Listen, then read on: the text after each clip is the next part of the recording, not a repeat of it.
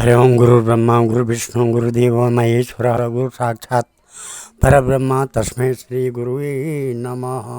आदौ देवकी देवगर्भजननं गोपीगिरिवर्धनं मायापूतन जीवतापहरणं गोवर्धनो धारणं कंसच्छेदन कौरवादिहननं कुन्तीसुता पालनं एतत् श्रीमद्भागवतं पुराणकथितं श्रीकृष्णलीलामृतं निगमकल्पतरोर्गलितं फलं शुकमुखाद्रव अमृतसंयुतं पिबत भागवतं रसमालया मुहरो रसिका भुवि भावुका।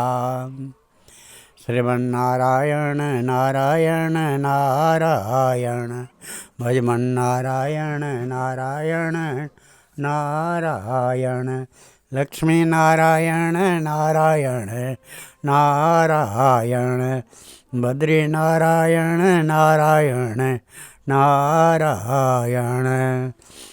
भगवान श्री कृष्णचंद्र नारायण जी के चरण कमलों में नतमस्तक होकर के, गुरु महाराज जी के चरण कमलों में नतमस्तक होकर के हम ये श्रीमद् भागवत महापुराण के चतुर्थ स्कंद का 23वां अध्याय शुरू करने जा रहे हैं, जिसमें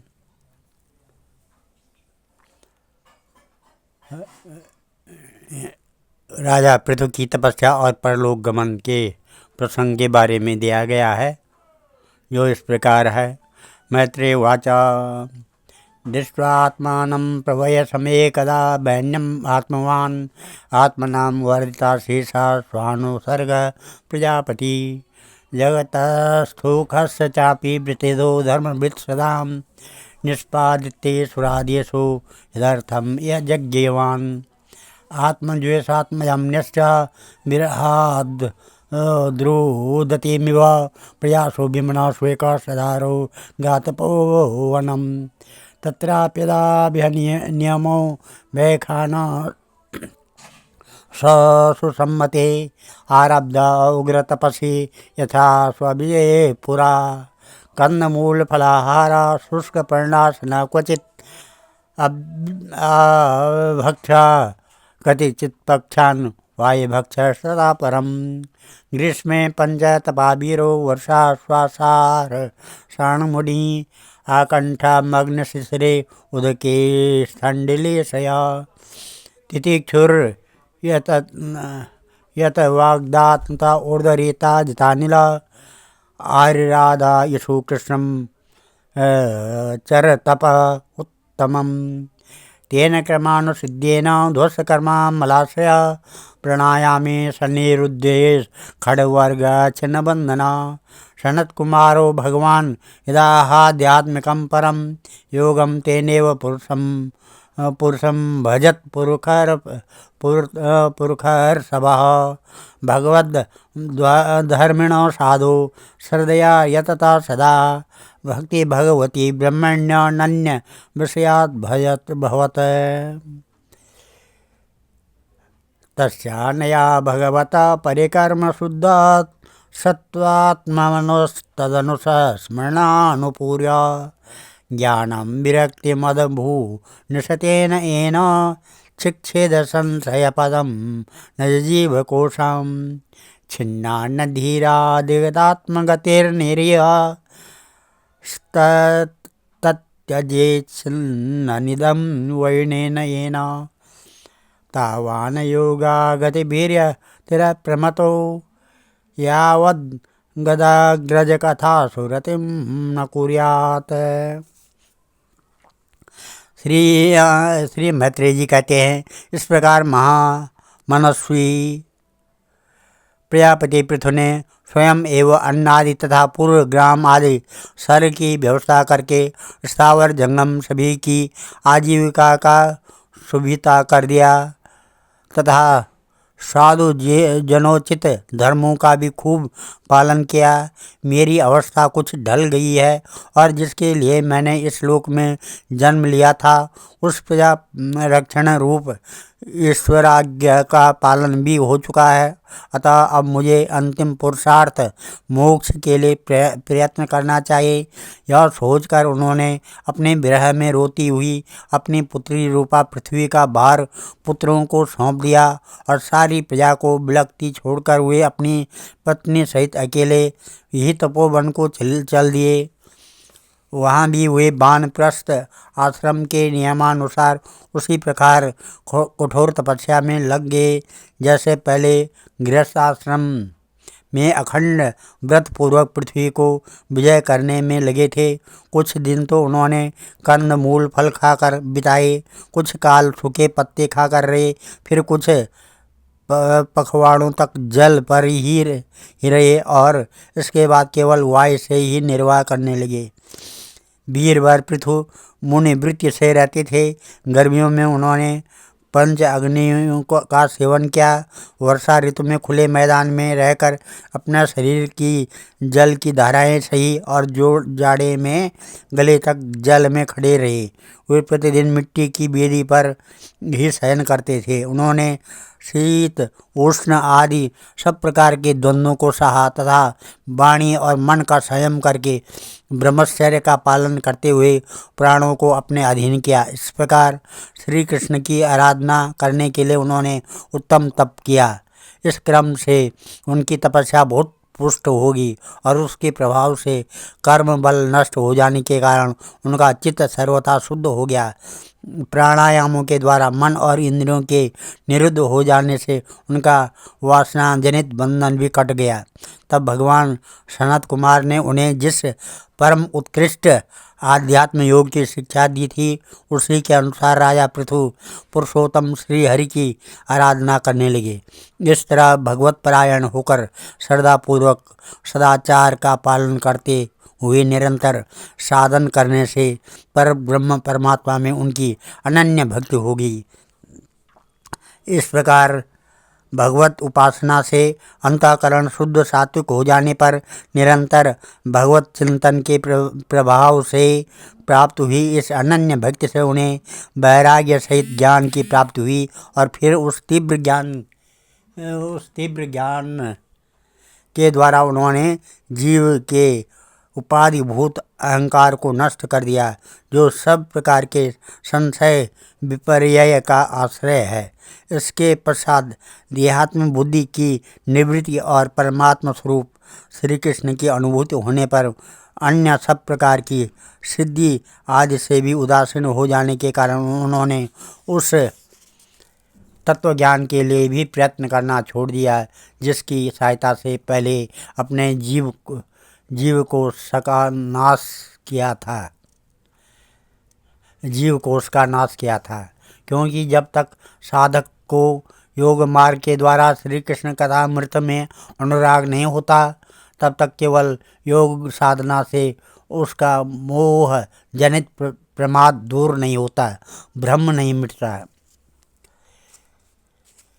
एवं स वीरप्रवर संयोज्य आत्मा आत्मनि ब्रह्मभूतो दृढ़ं काले तत्याज स्वकलेवरं संपीड्य पायुः पार्ष्णिभ्यं वायुम् उत्सारयन् शनैः नाभ्यं कोष्ठेष्वस्थाप्य हृदयकण्ठशीर्षणैः उत्तरपश्यस्तु तं मूर्ध्नि क्रमेण वेशनिष्क्रिय वायुचितौकायं तेजस्य युजनत् खान्याकाशे द्रवयुतो ये यथास्थानं विभागस क्षितिमंभसि तत्तेजस्यादौ वायो नभस्यमुम् इन्द्रियेषु मनस्थानि तन्मात्रेषु यथोद्भवं भूतादीनाम् उन्नकृष्य महात्मानमनिषदधिः तं सर्वगुणविन्यासं जीवो मायामये न्यधात् तं चानुशयमात्मनास्थं सावनुषयीपमान् ज्ञानवैराग्य वीरेण स्वरूपस्थजहा प्रभु अर्चनामा महारागी तत्पत्न्या गतं वनं सुकुमार्या तदाहं च तत्पदाभ्यं स्पर्शनं भुव। इस प्रकार से फिर जब अंतकाल उपस्थित हुआ तो वीरवर पृथु ने अपने चित्त को दृढ़तापूर्वक परमात्मा में स्थिर कर ब्रह्म भाव में स्थित हो अपना शरीर त्याग दिया। उन्होंने एड़ी से गुदा के द्वार को रोककर प्राणवायु को धीरे धीरे मूलाधार से ऊपर की ओर उठाते हुए उसे क्रमशः नाभि, हृदय, वक्षस्थल, कंठ और मस्तक में स्थित किया।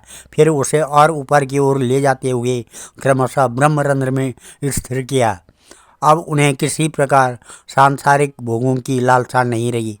फिर यथास्थान विभाग करके प्राणवायु को समष्टि वायु में, पार्थिव शरीर को पृथ्वी में और शरीर के तेज को समष्टि तेज में लीन कर दिया।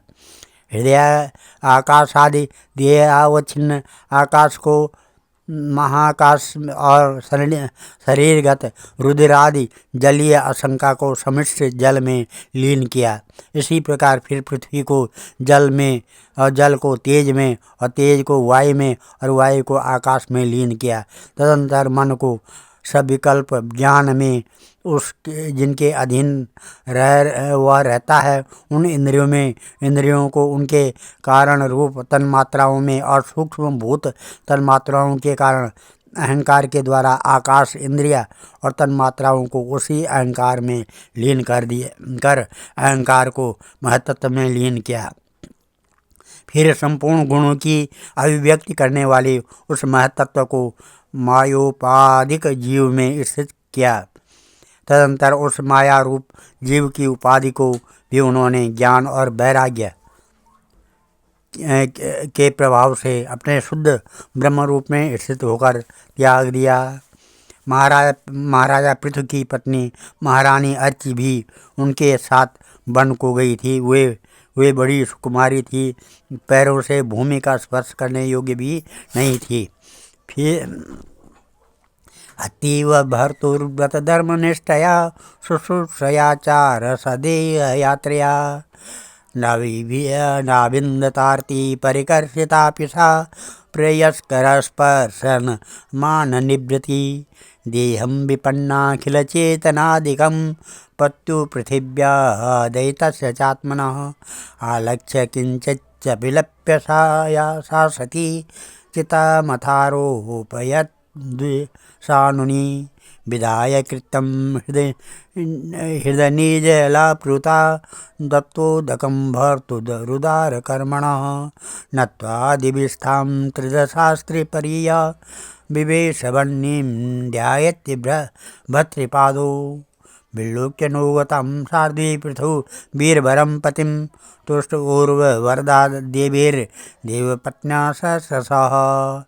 महाराजा पृथु की पत्नी महारानी अर्ची भी उनके साथ वन को गई थी। फिर भी उन्होंने अपने स्वामी के व्रत और नियम आदि का पालन करते हुए उनकी खूब सेवा की और मुनि वृत्ति के अनुसार कंद मूल आदि से निर्वाह किया। इससे यद्यपि वे बहुत दुर्बल हो गई थी तो भी प्रियतम के कर स्पर्श से सम्मानित होकर उसी में आनंद मानने के कारण उन्हें किसी प्रकार कष्ट नहीं होता। अब पृथ्वी के स्वामी और अपने प्रियतम महाराज पृथु की देह को जीवन की चेतना आदि सभी धर्मों से रहित देख उस सती ने कुछ देर विलाप किया। फिर पर्वत के ऊपर चिता बनाकर उसे उस चिता पर रख दिया। इसके बाद उस समय के सारे कृत्य कर नदी के जल में स्नान किया। अपने परम पराक्रमी पति को जलांजलि देकर आकाश स्थित देवताओं की वंदना की तथा 3 बार चिता की परिक्रमा कर पतिदेव के चरणों का ध्यान करती हुई अग्नि में प्रवेश कर गई। परम साध्वी अर्ची को इस प्रकार अपने पति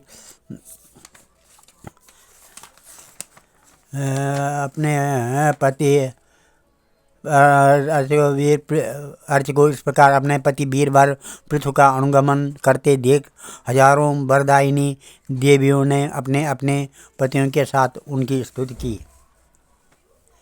कुर्वत्य कुसुमासारं तस्मिन् मंदर सानुनी न दत्त्वा स्मरतुर्येषु गृह्णन्ति स्म परस्परम्।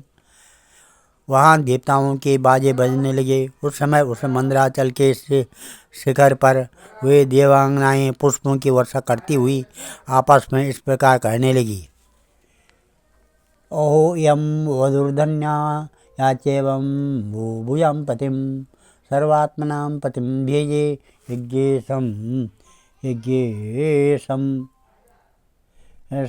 श्रीवधूरिव सहसा नूनं बृहत्योर्मनोभैन्यं पतिं सती पश्यातास्मानातीर्त्या चित्ताविभावेन कर्मणा तेषां दुरापं ये त्वन्नामर्तनां भगवत्पदां भुविलो युषाये वे नैष्कर्मा साधयात्युता सवञ्चितो बतात्मदृक् कृष्णेन महता भुवि लब्धः पवर्गय मानुष्यं विशेषो विसज्जते।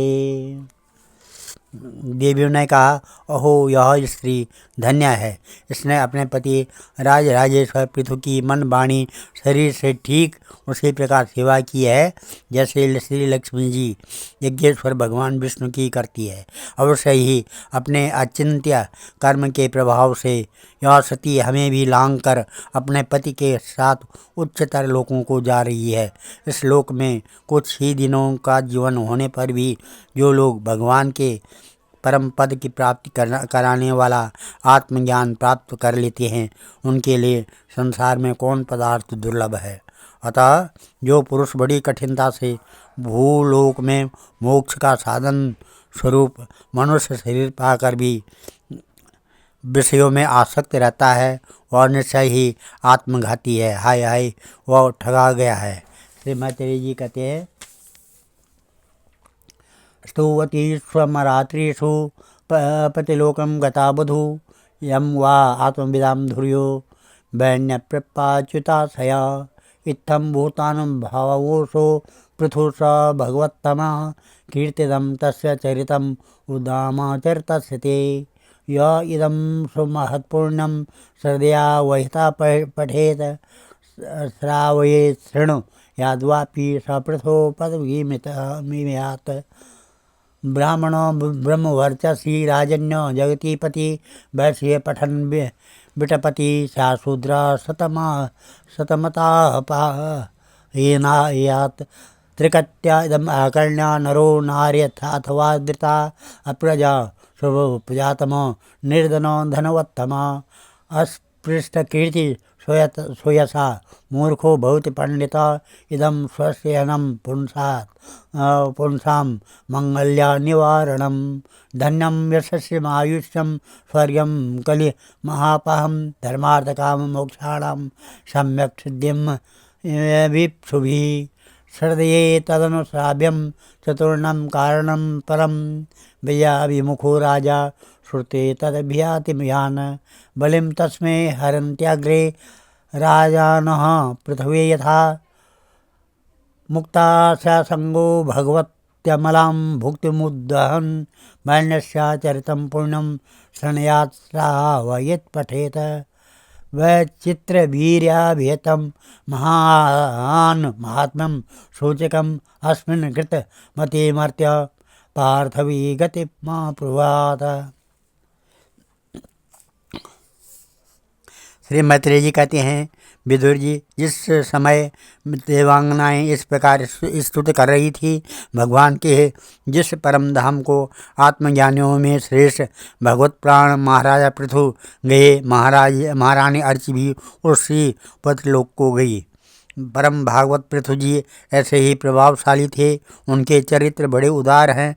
मैंने तुम्हारे सामने उनका वर्णन किया। जो पुरुष इस परम पवित्र चरित्र को श्रद्धापूर्वक निष्काम भाव से एकाग्र चित्त से पढ़ता, सुनता अथवा सुनाता है, वह भी महाराज पृथु के पद भगवान के परम धाम को प्राप्त होता है।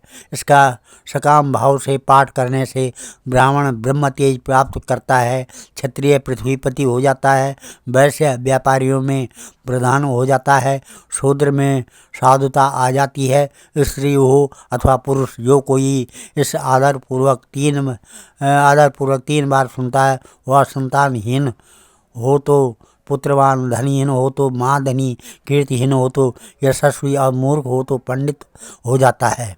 यह चरित्र मनुष्य मात्र का कल्याण करने वाला और अमंगल को दूर करने वाला है। यह धन, यश और आयु की वृद्धि करने वाला, स्वर्ग की प्राप्ति कराने वाला और कलयुग के दोषों को नाश करने वाला है। यह धर्मादि चतुर्वर्ग की प्राप्ति में भी बड़ा सहायक है। इसलिए जो लोग धर्म, अर्थ, काम और मोक्ष को भलीभांति सिद्ध करना चाहते हैं, उन्हें इसका श्रद्धापूर्वक श्रवण करना चाहिए। जो राजा विजय के लिए प्रस्थान करते समय इसे सुनकर जाता है, उसके आगे आकर राजा लोग उसी प्रकार भेंटे रखते हैं जैसे पृथ्वी के सामने रखते थे। मनुष्य को चाहिए कि अन्य सब प्रकार की आसक्ति छोड़कर भगवान में विशुद्ध निष्काम भक्ति भाव रखते हुए महाराजा पृथ्वी के इस निर्मल चरित्र को सुने और सुनावे और पढ़े। विदुर जी, मैंने भगवान के महात्म्य को प्रकट करने वाला यह पवित्र चरित्र तुम्हें सुना दिया। इसमें प्रेम करने वाला पुरुष महाराज पृथ्वी की सी गति पाता है। अनुदिनमदरेण शृण्वन् पृथुचरितं प्रथयन् विमुक्तसंग भगवती भवसिन्धु पोतपादे स च निपुणं लभते रतिं मनुष्य। जो पुरुष इस पृथु चरित्र का प्रतिदिन आदरपूर्वक निष्काम भाव से श्रवण और कीर्तन करता है,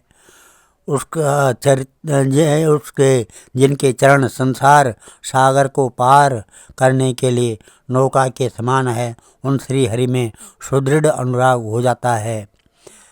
आज हम इस अध्याय को यहीं पर समाप्त करते हैं और कथा को यहीं पर विराम देते हैं। कल 24वां अध्याय होगा, जिसमें पृथ्वी की वंश परंपरा और प्रचेताओं और भगवान रुद्र का उपदेश, ये कथा चलेगी।